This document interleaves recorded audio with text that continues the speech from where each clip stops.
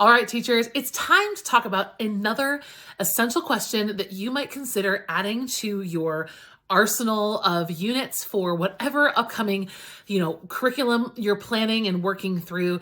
I think this essential question can be scaffolded across many different grade levels.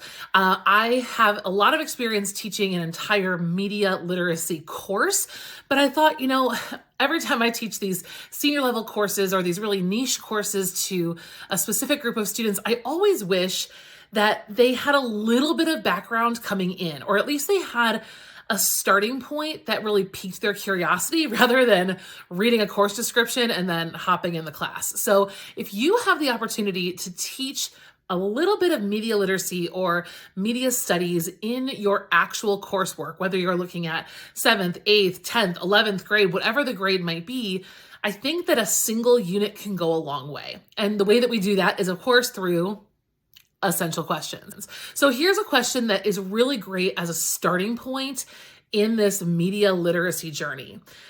To what extent does the media impact my sense of self, my identity, who I am? There are lots of ways you can kind of massage this question to best fit your students' needs or a vocabulary that makes sense for your year. And what the goal of this unit is to uncover the way that we're kind of unconsciously consuming media, and the result is an altered or a controlled sense of self that's coming from that input. So a lot of what we're going to talk about, with this question is the input received and the output that comes as either a consequence or a decision or a perception of others. So that's really what we're looking at here with this essential question is input, output, what I see, what I absorb, how much of it I see, how much of it I absorb, and how that's working internally and what that's kind of translating to in the output. So whether that's how I see the world, that's how I understand myself and the way that I fit into the world, whether or not I cross the street when I see somebody walking by me, whether I have this vision for my future or that vision for my future. There's a lot going on here. And so I also want to talk about the fact that when we say the word media, we're not just talking about social media. Media is everything that's coming into us from sources that are things like the news cycle, whether that news is coming from an outlet like social media, or it's coming from reading articles, or it's coming from God knows where. The news media is something that we're going to look at in this unit.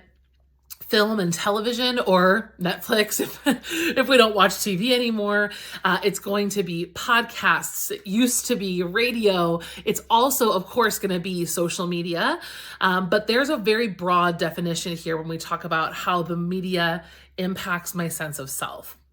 I want to also give you the idea to use this question very open-mindedly in terms of pairing it with a text. Of course, this unit could stand all by itself, right? Just with nonfiction, just with a bunch of supplementals that are linked together through an essential question, no problem. This could be a one and done unit, and that's all you talk about is the essential questions, a bunch of sources, and we call it a day. Beautiful. I also have found this kind of a question to be very powerful in an argument and rhetoric unit.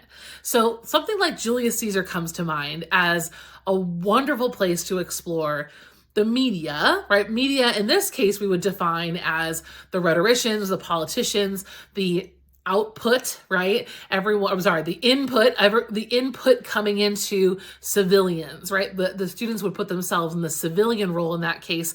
What are they receiving from the outside, information-wise, messages, stories? What is coming out of the mouths of Caesar, Brutus, right? Marking all these people who are making influential decisions, and how is that impacting their behavior? What they do, what they decide, how they move, who they vote for, things like that, or not vote for. You know what I'm talking about. But this is another way to interpret a question like this and kind of do something special about blending a very, very old text with a very, very modern conversation and concern.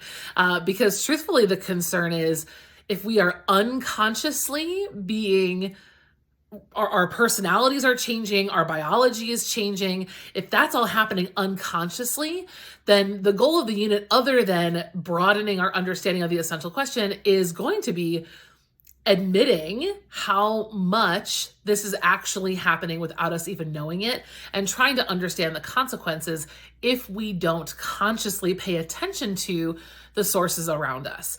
I think that that's one of the dangers that I fear for students, is that, social media, yes, it's time consuming. Yes, there are disturbing things on there, but that the long-term consequences of habitual dependence and reliance on the social media as news, dependence on stories to give people one vision of what their life can look like. These can have long-term consequences that, if we're not facing them head on, is very concerning. And I think your students are going to hit that right away.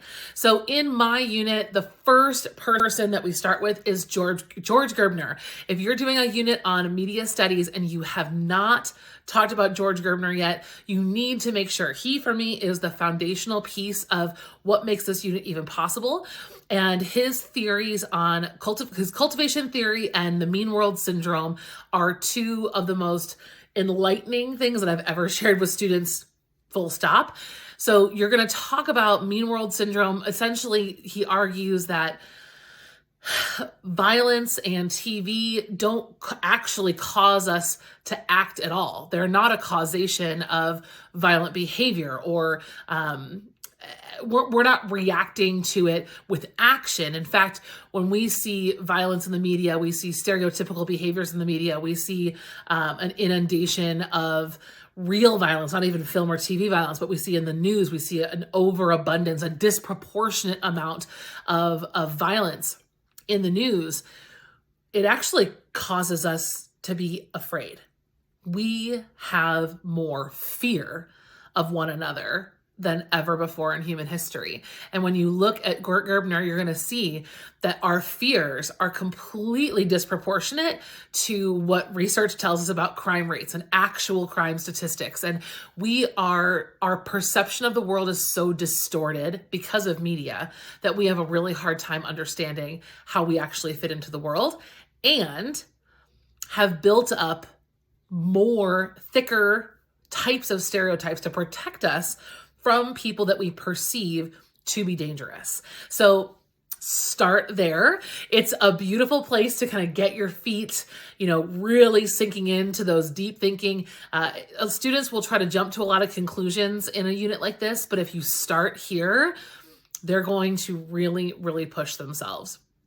There are so many more, multiple different sources that can be used to explore this question, and I hope that you have lots of fun tackling it. Please feel free to leave me a comment and let me know what you're using it with. Are you using it standalone? Is it a research unit? Is it a novel unit, a lit circle unit? I've recommended to you, of course, so many different books that would work well with this unit, but I'm really curious to see how this fits into your vision of bringing up a new generation of students who are involved in media and are totally all about the beauty of cinema and creating stories and fairly and beautifully representing all people, but without the conscious effort of learning about the world that we live in terms of media. That's not going to happen. So I applaud you for tackling this question and really trying to get your students to wrap their heads around, to what extent does the media impact my sense of self? Good luck, teachers, and we'll talk soon in the comments.